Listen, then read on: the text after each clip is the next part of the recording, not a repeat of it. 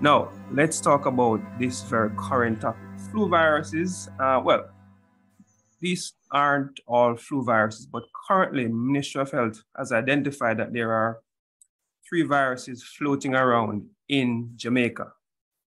And we doctors have seen a preponderance of cases of flu-like illnesses in the past few months. Typically, we'll have flu season between, say, September coming or right around to March, with the height of it being about November, December. But into the early part of this year, March, even into April, we are still seeing a whole host of people coming with flu-like illnesses.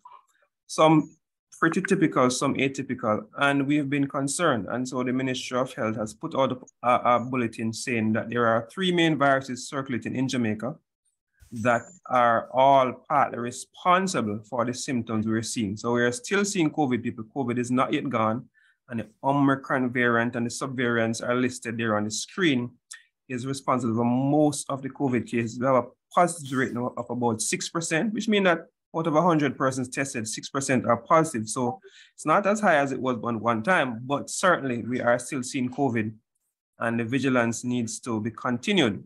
We are still going to see the RSV, the respiratory syncytial virus that causes flu-like illnesses, still circulating, and we are still seeing cases of influenza A and influenza B at an unusual time. We don't typically see these amount of cases. We aren't, as doctors, able to distinguish most time between what's causing your flu-like illness. We can still test for COVID. We don't routinely do anymore because we've seen most of the cases are relatively mild to moderate. But as you will learn, there are a few cases that would have been complicated and would have needed hospital treatment. But by and large, the majority of cases, while distressful and distressing, aren't that serious. And so the treatment tends to be lumped together. I'm going to go through a whole host of things this evening as I try to teach you exactly what you should be doing. Now, I'm going to start here on a little unusual footing and look at the symptoms, but try to explain to you what might be causing the symptoms, and then that might inform how you approach each symptom, because symptoms for flu are typically what we encounter and typically what we treat. And so I want to kind of have you take a fresh look at flu symptoms as being sometimes your friends and sometimes just ways of actually grading or gauging whether you're getting better or not. So a cough typically is produced when there is some irritation, typically mucus in your respiratory tract. And this mucus is produced, and I'll put runny nose in there too. Mucus is produced as your body's response to try and flush out the virus. So the body kills the virus, kills some cells with it, and the body produces mucus, and this mucus then irritates your respiratory tract and stimulates a cough for you to cough up this cold, which would contain dead cells, dead white blood cells, viruses. So a cough helps you to expel mucus and viruses from your system. And so I'll step in here and say taking a cough suppressant for a flu might not be a logical step to take. I know the cough is annoying, but you might want to take instead, as I'll talk later, a expectorant to help you to get the cold out. So a cough is sometimes an annoying but unnecessary symptom to get over the flu. A sore throat is pain in the throat, which is one of the very common symptoms we're seeing with this round of viruses going around. Some persons have throat from the first day as their main symptom, and it can be quite annoying. A sore throat, when I check the throats of most persons, the throat looks fine. So there is no redness typically. Occasionally I see it, and a sore throat is from inflammation, release of chemicals in the body as the body tries to fight off this virus wherever it is located. So a throat is an annoying pain in the throat, and that is one of the more worrying but less serious symptoms that people experience. Now, body aches and pains typically are also quite common in what we're seeing now. Lots of persons come in and say, boy, doc, I just mash up, I can't move. My entire body aches.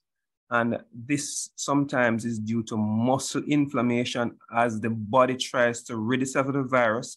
It produces all these chemicals, cytokines, and these will cause muscle inflammation and pain as collateral damage. And so this does have its place, to be honest, along with weakness, because when you have body aches and pains and weakness, it means your body's immune system is fighting. So that's a good thing. And it also forces you to lay down and rest. And rest is one of the most underutilized tools when it comes on to flu. People want to take something quick to feel better and get up and going. But for your body to fight the virus, it's best for you to take time and rest. Somebody's mic is on. Tamara will be muting you if you're not muted. So be on alert. So body aches and pains are a common symptom, and we generally want to suppress this because they're annoying. But as I said, this might be a sign that your body is fighting. So if the pains and aches aren't that severe, it's probably best to take a cue and stay in bed and not try to be too active. Now, fever is one that I want to spend a few minutes on. So the temperature goes up whenever you have most infections. In this scenario, we're talking about a virus. So the body raises the temperature, and a little bit of physiology now. Your body, when it encounters an infection, will release what we call pyrogens. These are chemicals that will float around in your body and go directly to your brain, to your hypothalamus in your brain. And in your brain, these pyrogens will raise your body's temperature set point. It causes the body to allow more heat to be produced and retained in an attempt to do a few things. One, when your body temperature goes up, your immune system, specifically your neutrophils, yes, and your lymphocytes work better. So your body's immune system is better able to kill the virus when the temperature is high. Your blood circulates faster. So your body is on supercharge. When you have a fever, the virus in your system does not work well when you have a fever, which is why you have a flu season when it's cold in the winter months, because viruses love cold. So the viruses get deactivated and killed when you have a fever. So a fever also serves, thirdly, as a marker of whether you're getting better or getting worse. So when you feel the fever coming on and a few days later it's gone, it suggests that you're improving.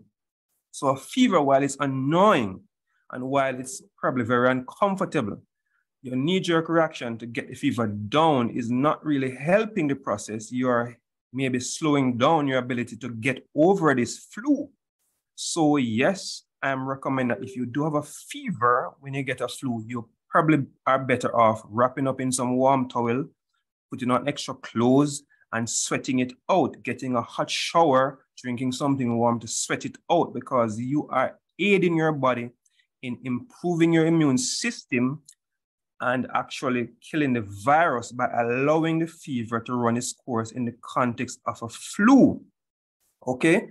So this is something that you may never have thought about, the knee-jerk reaction of getting 2 Panadols or getting some Tylenol or some Advil for the fever. It may not necessarily be the wisest thing. Now, there are a few exceptions that you want to be aware of. Now, if you have a child, that's between age 6 months and 6 years, these kids are sometimes susceptible to what we call a febrile seizure. It's very scary to see a child having a convulsion, and no parent wants to experience that. So in a child, between those ages, getting a fever down is a reasonable step that most parents would take, and I wouldn't discourage that strongly.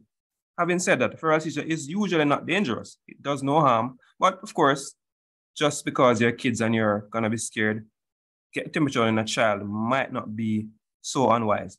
If you have had a brain injury, so if you're in hospital, you definitely want to get the temperature down in the ICU or whatever, because fever does increase consumption of oxygen in the brain, and you don't want to be, damaging your brain with a fever. If you have something like a thyroid storm, your body metabolism is over the top, fever in that case is not a good idea. But for flu, generally, people, you can quote me on this because this has been researched, and we have found that there's no benefit in terms of length of illness for you to jump and take Panadol to get the fever down. Headache, doesn't seem to serve any useful purpose except to make you go and sleep. So if you have headache only and you're really uncomfortable, and flu headaches can be really bad, taking medication for headache is reasonable because they are very uncomfortable.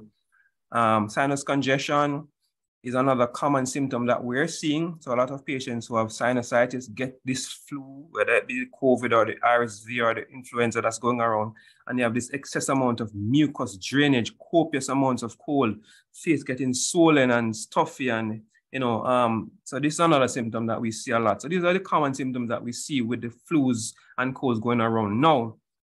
And you may get all of them or maybe one of them. Go back to the top, the cough. I've seen persons come to the doctor, have been coughing for 3 months, or the cough went down for a month, went away, and the following week it came back. So the cough can be prolonged, and we do x-rays and find nothing most times. We check their chest and they are not wheezing, nothing at all. And the cough is just persistent.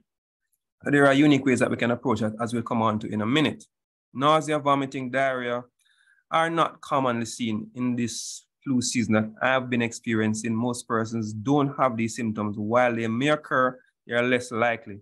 Anorexia, loss of appetite, is one I want to then spend a few minutes on. So when you have a flu, generally your appetite goes, and you may lose a few pounds, and that may contribute to your weakness. Now, this is not necessarily a bad thing either, because the body cuts your appetite for a good reason. You see, whenever you eat, your body has to expend lots of resources, immune system resources, to screen your food, checking it for bacteria, viruses, funguses. And that's why 60% of your immune system, maybe 70%, is in your intestinal lining. And so eating will literally take away resources from fighting the flu to screening food. And so when you're having a flu, the less you eat, the better. What you should focus on is consuming lots of fluids. Trying to force food down in an attempt to get energy is only going to logically weaken your body's response. So I'll start there. Let's get into some more conventional things that you might know. We are going to focus now. Trisha, close your mic. Thank you. Mic on? Where am I? Yes, it's on. Trisha, close it. Sorry. All right. Immune system is the topic of discussion now. And I'm just going to do a general overview here because we have very few cures for flu viruses. And we heavily depend on our immune system to get rid of flus from our system. And so whenever your immune system is strong and functioning normally, you are very likely to not get sick from the flu or get over it quickly. When your immune system is weak, as you'll see in a minute, you're more likely to get very sick and have complications or end up in the hospital. So there are some important components of your immune system that you want to pay attention to. One is the physical barriers that we have, which is your skin and the lining of your nasal passage, lining of your lungs, and how intact and healthy these are will determine how well the flu virus can penetrate. So keeping the physical barrier of your nostrils and your respiratory tract healthy would be making sure that you're not taking in foods to cause you to have sinus inflammation. Your asthma is well controlled. You're not smoking. You're getting nice, fresh air, not in a polluted environment, because all of these will weaken the barrier along your respiratory tract. Having the right amount of vitamins and minerals and probiotics, these will help to strengthen the barrier between you and the viruses. There are chemicals in these fluids that line your respiratory tract, and there are things like, various acids and various hydrogen peroxide that your body uses. Your body makes hydrogen peroxide, yes, as a means of killing viruses, and these depend heavily on the food you eat. And so having a healthy diet, which we'll briefly touch on, will aid in your chemical barriers. Your body produces IgA, secretory IgA, which is an antibody which travels along your respiratory lining and your digestive lining, and that will protect you from viruses invading. You have many cells in your body, such as your T and B cells, your lymphocytes. Specifically, you have your neutrophils and your natural killer cells, which are integral in the fight against viruses. And these cells need to be strong. They do well, but let's say they do poorly when you have lots of sugar in your body. So if you're drinking lots of fruit juices and you're having lots of sugar and you're diabetic, Mr. Pearson, these will actually serve to weaken your immune system. We have been able to track and say persons who have this amount of sugar, the natural killer cells and neutrophils literally slow down, right? We call it a lazy leukocyte syndrome. That's most obvious in diabetics. So literally drinking lots of juice that is loaded with sugar during a flu can weaken your immune system. And I'll get to that in a minute too. There are a lot of things to get to. Now, your immune system also has some adaptive capability, which means that it can change and respond. And this concerns your B lymphocytes, as they can make antibodies and other cells, which basically can help to fight the virus. And you want to make sure, again, that you're having a healthy diet to make these cells as strong as possible, which they are in most persons. If you're a mother, breastfeeding your child does build their immune system, help them fight against flu. And so that's something that we recommend again here as a means of protecting your child against recurrent flu infections and against allergies and so on. Vaccination is a hot topic for the flu viruses. I think I have another slide of vaccination, so I'll get to that in a minute. I think I have a slide with vaccination. So I'll speak about that when we get there. Now, these are 7 ways that you might harm your immune system. And I'm starring the one at top there. Stress and anxiety is one of the quickest ways if you want to weaken your immune system. Whether it be acute stress or chronic stress. And you'll notice, people, that whenever you are stressed, you're more likely to get a flu. You can predict, or you can look back and say, when I got this bad flu, I was under stress. I was doing X and Y. So trying to punctuate your stressful periods with rest, relaxation, some fun activities to relax. Maybe for us Adventists, the weekly Sabbath provides some of that. For those who go to church on Sunday, that Sunday day off might be very integral. But that's one way to make yourself susceptible to the flu, because stress releases cortisol, and cortisol releases sugar, and by itself weakens your immune system. Avoiding alcohol is one way to avoid weakening immune system. Lack of sleep.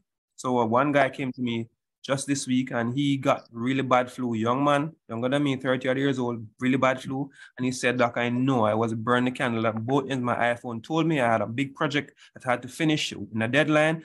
And I kind of did like 2, 3 all-nighters. And right after, boom, flu hit him. So make sure that chronically you are getting enough sleep. A diet is very important. That's always a big focus of mine, and I don't need to go into that. Being dehydrated is one way of weakening your immune system. So getting lots of water, lots of fluids is very important. Exercise is another important one I want to spend a minute on. Lack of exercise does weaken your immune system. Well, it weakens everything in your body, your muscles, everything gets low with exercise. But exercise in the extreme does weaken your immune system too. So marathon runners will tell you that they are more susceptible to get a flu right after a marathon. Your immune system is shot. So over-exercising needs to be guarded against. So you want to have a delicate balance, 3 to 4 to 5 days a week, maybe an hour each time. Going to the gym, spending 3 hours, 4 days a week may not be a great idea. And as I said, smoking does damage the important cells and the mucus layer in your respiratory tract and make you more susceptible to flus. So you want to make sure that you're avoiding that. Let's go on. I hope you are learning. So as I mentioned, there are some categories of persons that are going to be susceptible to flu complications. And these are people who are going to have weakened immune systems for different reasons. So kids under 5, especially those under 2, whose immune systems are still developing, are going to be at risk. And at Children's Hospital, the hospital is full every day. Kids are on the wards with flu-like illnesses and bronchiolitis and bronchitis. The older adults, because they're old and have most of them underlying illnesses will have weak immune systems.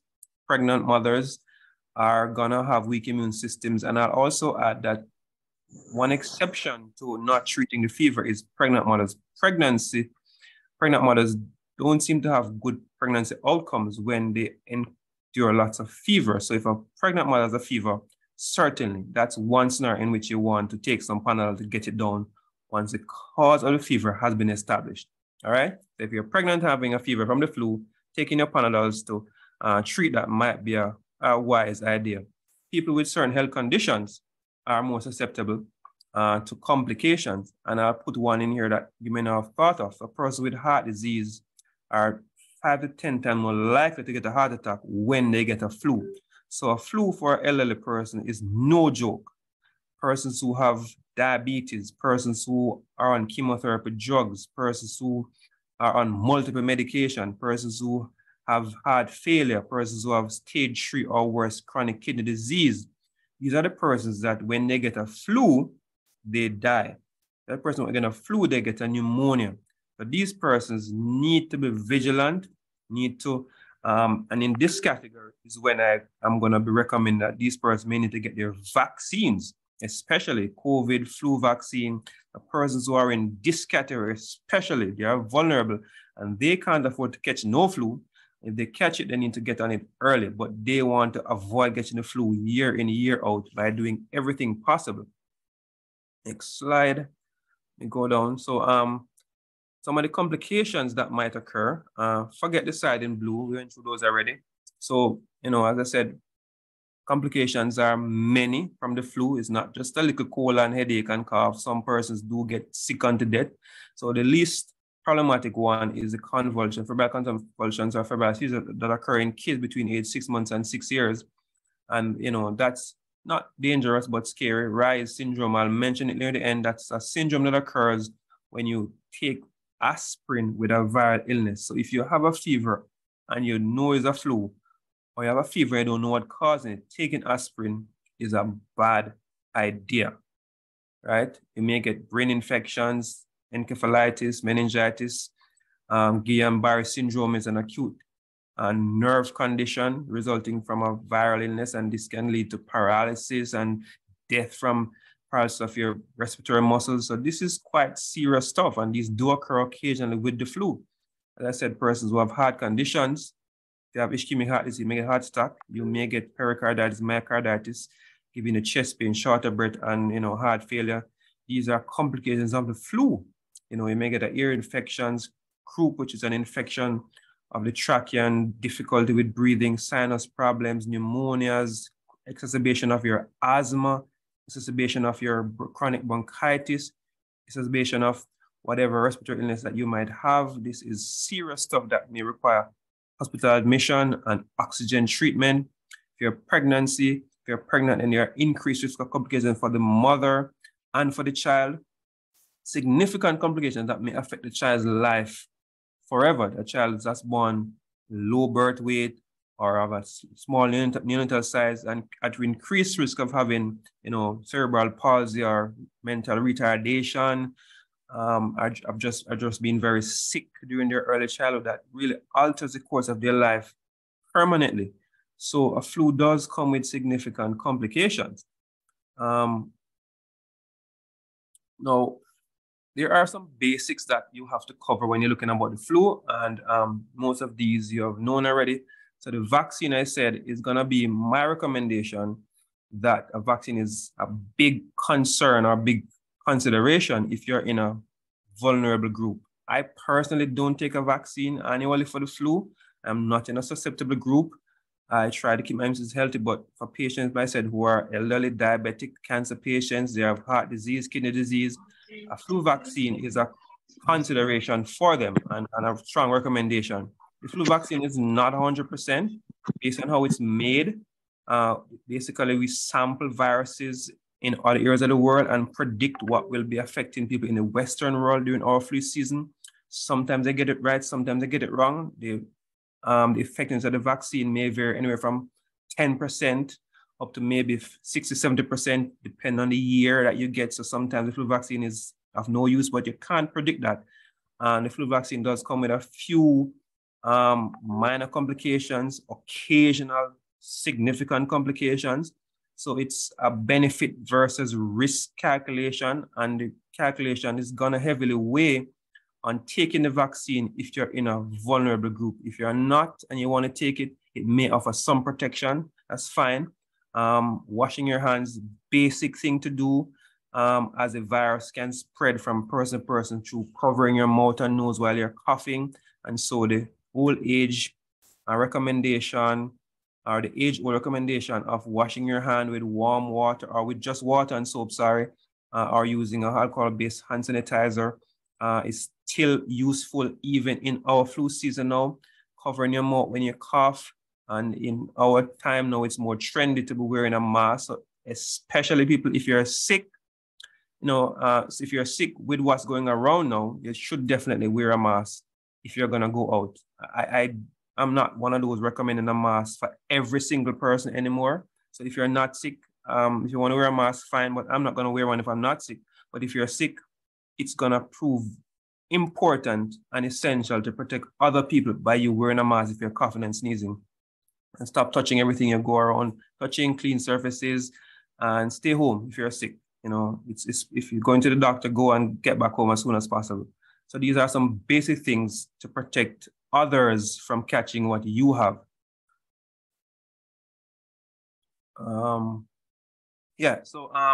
getting into the meat of it now. So there are some significant things that you can do if you do catch the flu.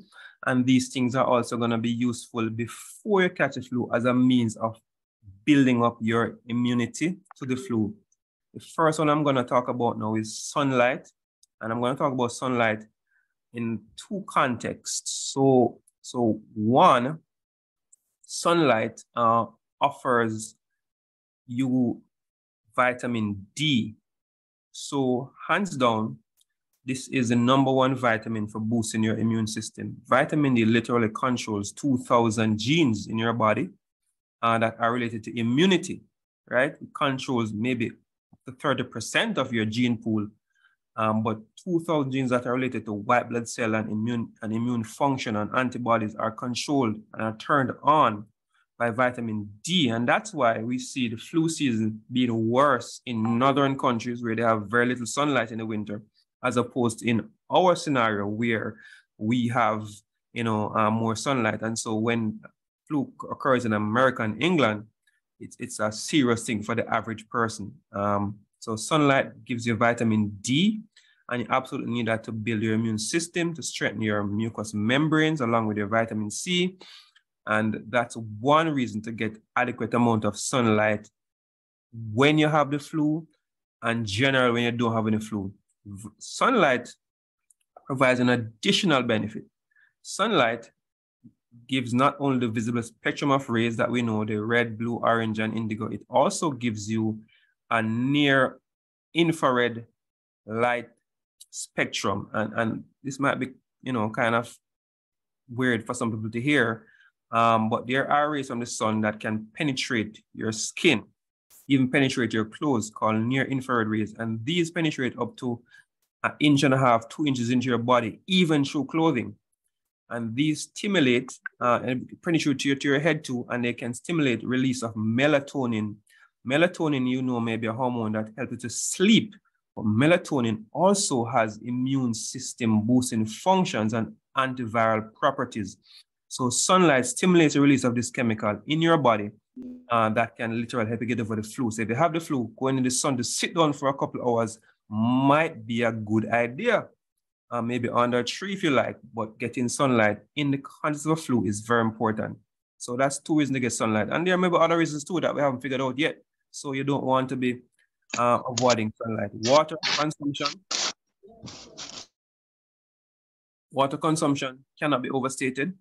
And water over juice and sugary stuff is my recommendation to keep you hydrated, especially if you're having a fever, because if you're having a fever, you can become dehydrated from the fever and sweating and vomiting and diarrhea. So you want to be consuming lots of fluids, especially water, to rehydrate you. Dehydration weakens your immune system, so you want to get your immune system up by having lots of water. And water helps you to feel better. Getting fresh air before and during a flu is very important. Fresh air, non-polluted air is good for your respiratory tract and respiratory lining and prevent you from developing asthma symptoms sometimes. And it gives your body oxygen to generate free radicals, which are going to help to kill some of the viruses and bacteria in your system. So free radicals is something that we always see as something bad, but it has its uses, and the body generates free radicals like, hydrogen peroxide and, superoxide and so on, and these will be generated from air. Rest, as I mentioned, is one of the more underutilized treatments for flu. And when your body tells you to rest by giving it all its aches and pains and weakness, listen. Go and sleep. Sleep it off. Your body's immune system wants you to sit down, relax, lay down, so it can use all available energy, literally, and putting it in a simple way, to fight your viruses. Exercise I did talk about before. Fasting. So not eating too much food, I did mention, is a good idea. And if you're having a weak immune system, you're getting recurrent colds and flus, going on a 2 or 3 day water fast outside of the flu when you're feeling better is one way of stimulating what we call stem cells. So when you fast and don't eat for 3, 4, 5 days, your body literally clean up old proteins, old viruses linger in your system, and produces stem cells, which renews your immune system, give you a fresh start. So fasting is one way of chronically boosting your immune system. More on that in a future presentation dedicated to fasting only. That's one of the ideas. Oh, I want to also, guys, can you take the opportunity now to go in the chat and indicate to me what topics you want me to cover in the coming weeks and months, because this is going to be a regular thing. I'm going to be doing 5-minute videos on YouTube and these presentations regularly. So if you have a topic that you want me to address, it costs you nothing, just indicate in the chat so I get an idea of what you want to hear versus me trying to figure out what's relevant. So you could type them there and Tamara could just record them for me so I can see what we can do for you later on. I'm looking at the questions now. Okay. All right, cool. All right. No, febrile seizure does not cause brain damage. People Simone. So febrile seizures is not associated with brain damage. Regular seizures are. All right. Here now we have a couple of things that I mentioned. So drinking lots of juice is a common knee-jerk reaction when you get the flu. True juice, orange juice, whatever, apple juice, that hydrates you, but literally sugar slows your immune system down. So do not reach for the sweetest juice. Reach for water, coconut water, maybe some vegetable juice, maybe the fruit itself. But fruit juice is not gonna be a great idea, logically speaking. Drinking some warm tea with a little honey in it is a better idea. And drinking some soup with lots of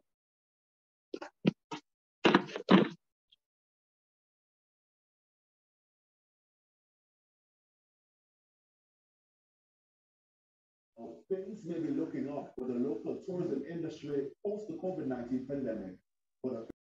Doc, you are muted. Okay, I'm back now? Yes, you are. Okay, all right. So,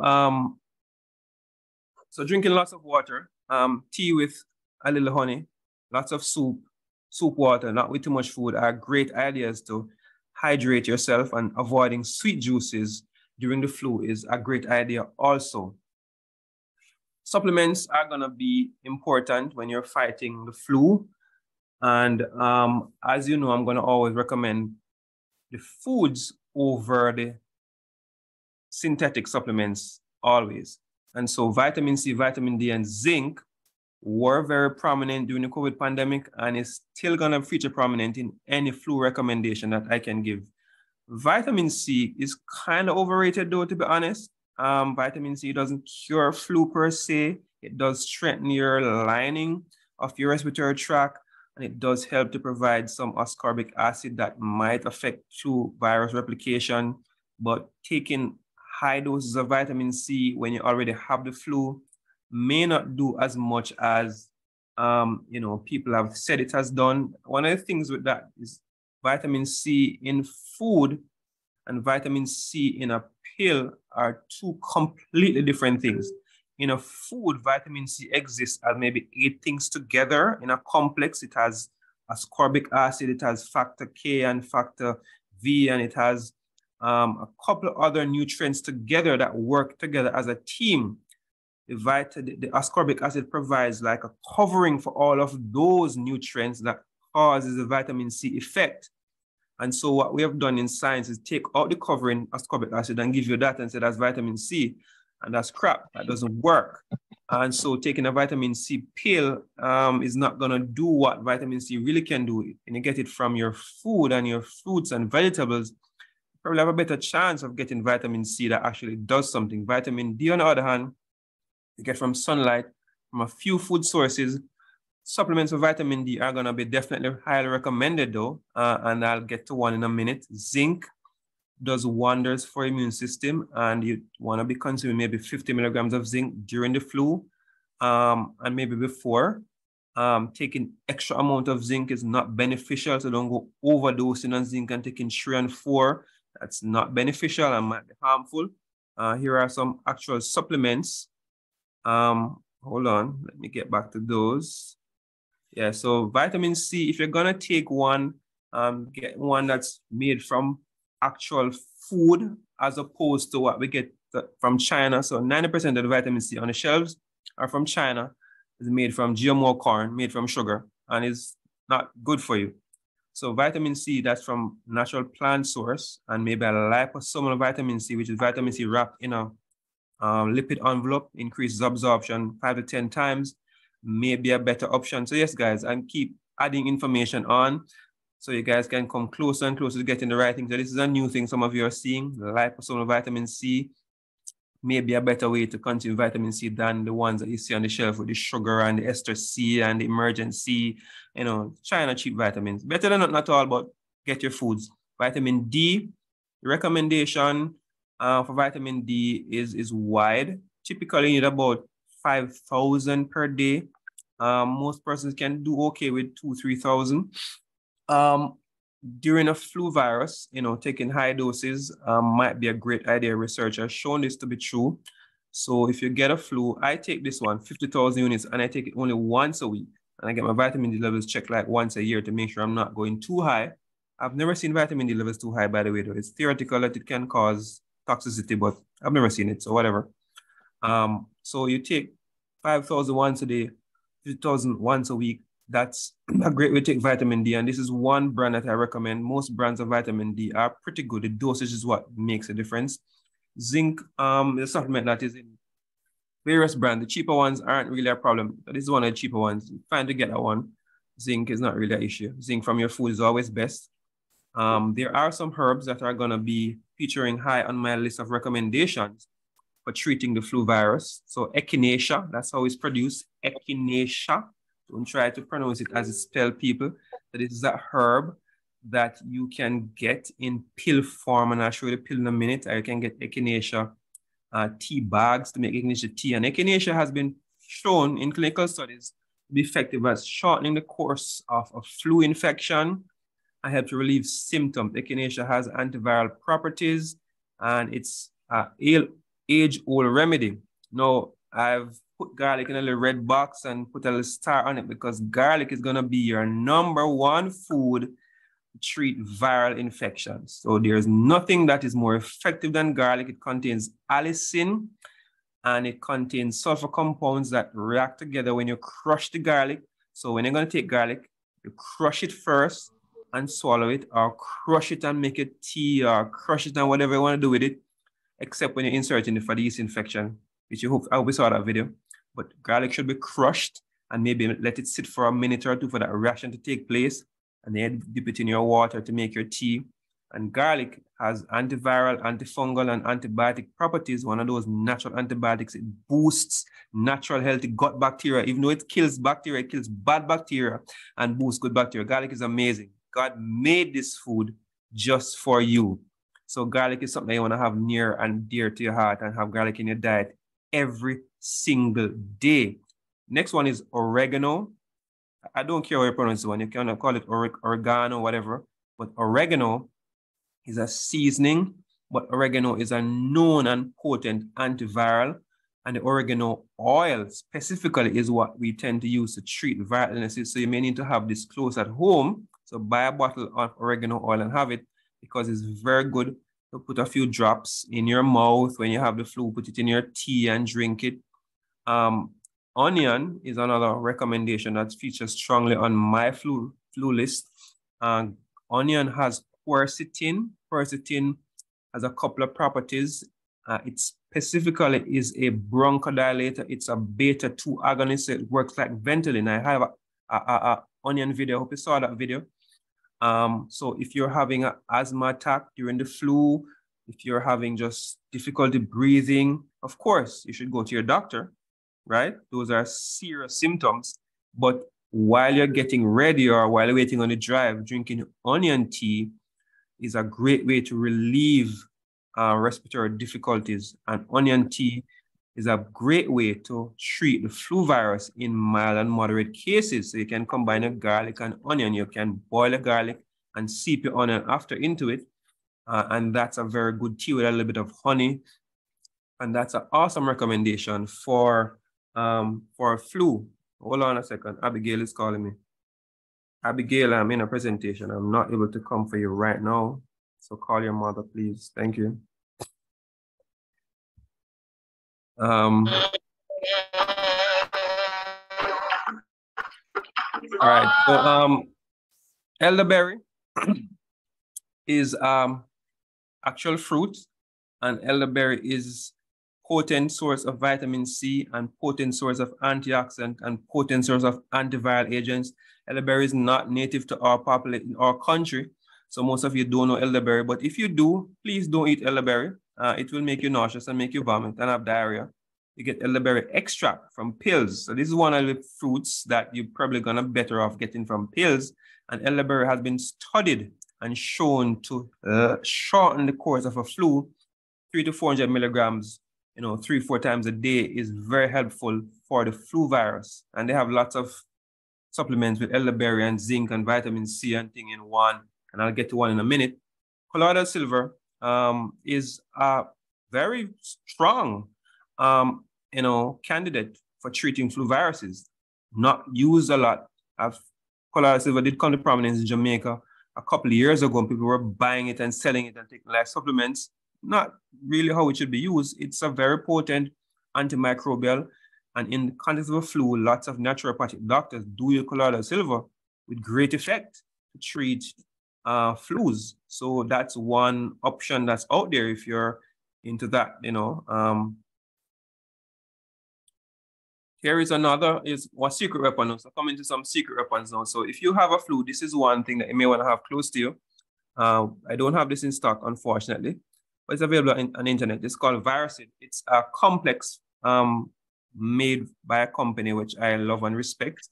And this Viracid has a number of nutrients in it, including vitamin C, elderberry, vitamin A, which is good for your mucous membranes. It has echinacea, and this is a pill that you can buy online, which can be taken over a period of 3 to 5 days to knock the flu out very fast. And there's lots of information on it. It's called Viracid. Now, most of you should be familiar with this. This is my own homemade concoction to treat any flu and cold. It has in a number of ingredients. So I tend to get one orange, the real orange, squeeze that, couple of pieces of pineapple. So the orange is again for vitamin C, help with taste. Pineapple is gonna have your bromelain, which is an anti-inflammatory. Your garlic, again, for your antiviral properties. Your turmeric is anti-inflammatory. Your honey is antiviral and for taste. Cayenne opens up the pores and gets the nutrients into your body.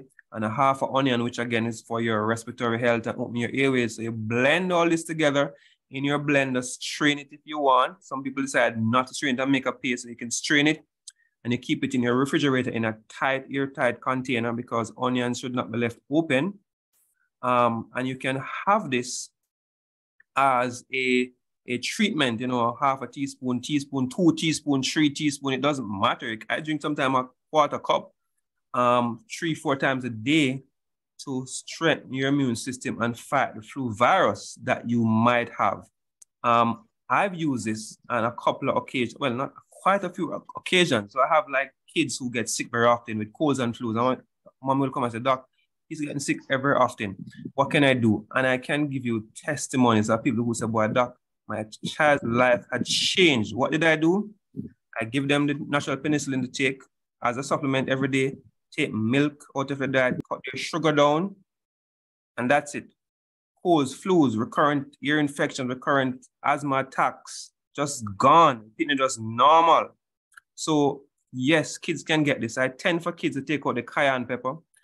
If a child is under 2, you may want to not use the honey. But away from that, everything else here is perfectly fine for adults and kids. So you can make this, keep it in your fridge and take it as your supplement. You know, in COVID, added zinc tablets to it. I did add vitamin D capsules to it, various things for my own personal purposes. So you can take my formula here and tweak it or use it as is. You know, it's difficult to get it on the market because I'm going to have to add artificial ingredients and, you know, preservatives and things to it. So I've been reluctant to get this commercialized, but I'm thinking about it because it's so effective.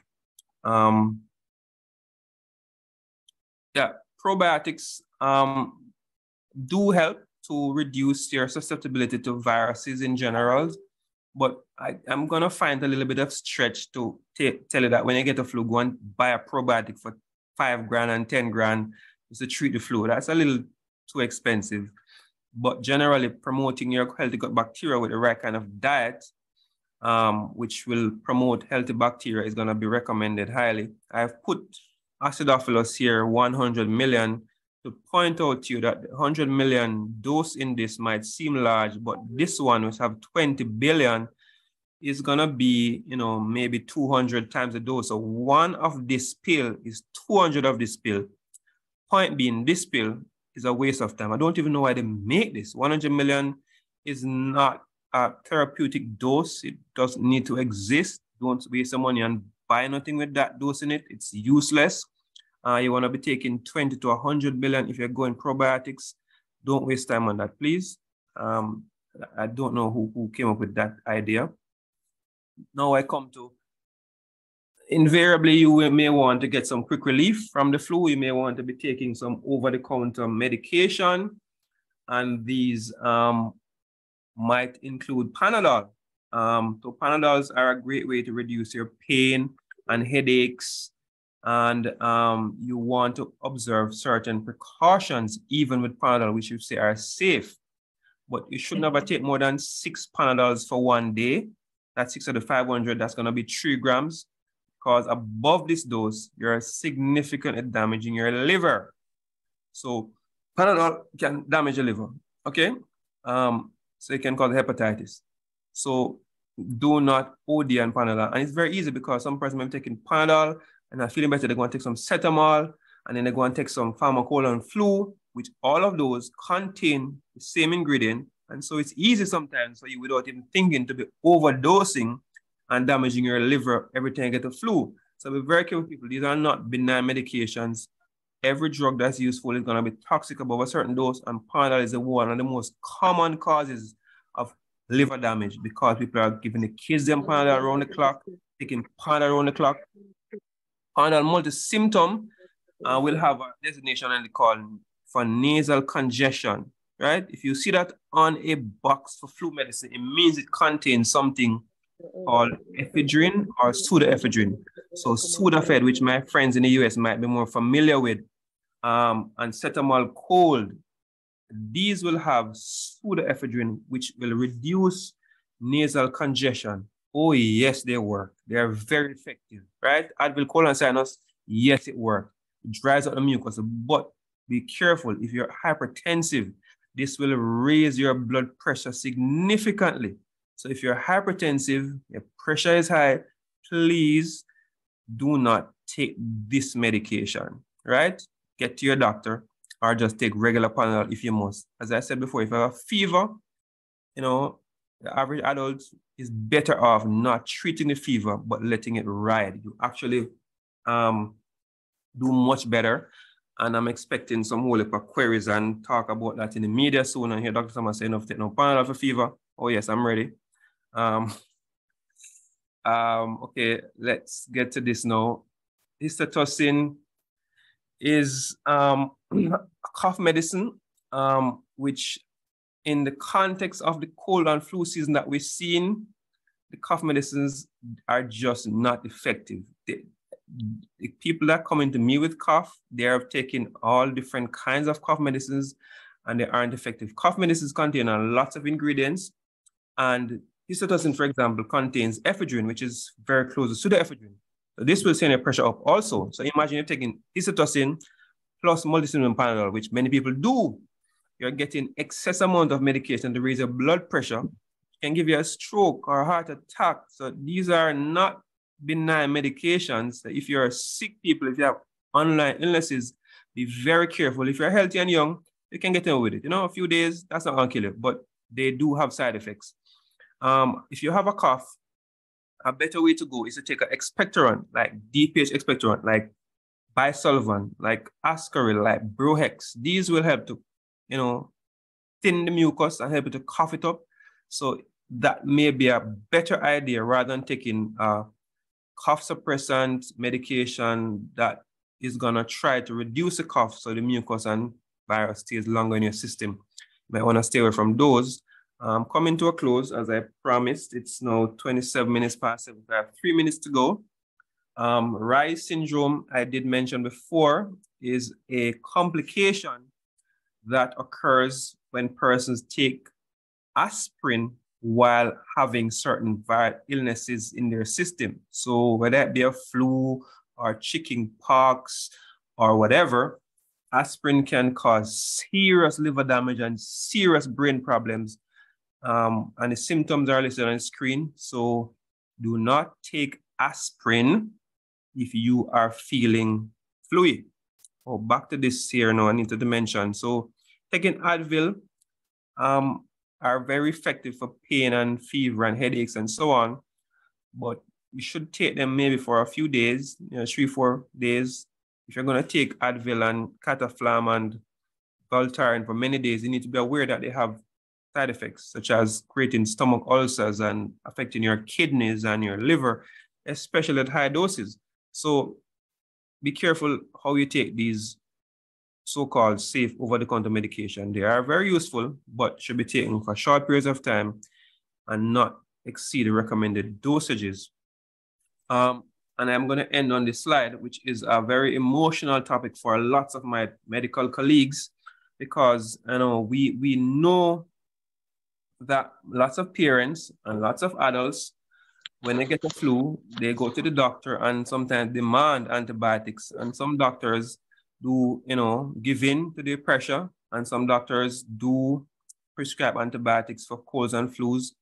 And cold and a flu is usually a virus, and an antibiotic do not kill viruses.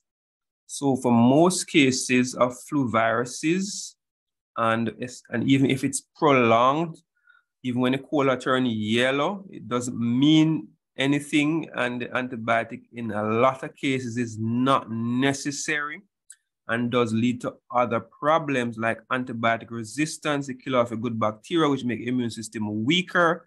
The next time flu is gonna come on even more. So parents watching the flu for a week and a half, using the home remedies on the guidance and instruction of your doctor is a perfectly reasonable thing to do. An antibiotic should be prescribed when it's necessary, when the doctor has sufficient signs that there is a secondary bacterial infection or that the problem was bacterial to begin with. And it's perfectly fine to watch and wait if you're not sure and hold the antibiotics. The pediatricians are very good at this. The GPs are very bad at this. The pediatricians will watch a pitney with ear infection and the throat infection and the chest infection. because they are convinced it's viruses. And when it is obvious that it's a bacteria, so taking antibiotics just in case is not a good approach. Antibiotics are becoming useless because they are overused. We are running out of good antibiotics to treat serious infections, and regular doctors in regular ambulatory care are not necessarily aware of this all the time, but doctors in the hospital will know how serious it is when you have a patient with a serious blood infection or a serious lung infection and nothing is working. And we know that is our own fault by overprescribing antibiotics when they are inappropriate. And so they become resistant bugs to these antibiotics, and it's causing people to die. So I'm appealing to my parents on the call. Please do not pressure the doctors and pressure Dr. Thomas and Dr. Hibbert to give you no antibiotic. It's perfectly fine to watch and wait and treat conservatively when there is a flu virus around. And it's now 7:31. And so let me take a quick glance at the chat and see if there are any questions here. Very informative. Endometriosis, raw garlic, celery, turnip. You guys can read the chat too. Okay. What if I have sickle cell? If you have sickle cell, yes, it may fall into a high-risk group. So you may want to be extra careful. Maybe getting your vaccine, maybe taking your supplements long before you get sick. But all the medications, all the supplements I recommended are still applicable. Yeah, so this is, my mother is 95. And she, a sprig of raw garlic. So more than 95 takes the garlic every day. Okay, the garlic is getting a little pump there. Okay. All right, guys. So this presentation will be available on YouTube in a few hours. I'm going to be trying to upload 6 presentations, 6 videos tonight, hopefully. So thank you all for coming and have yourself a wonderful evening. Unfortunately, I cannot do a question and answer this evening because I have some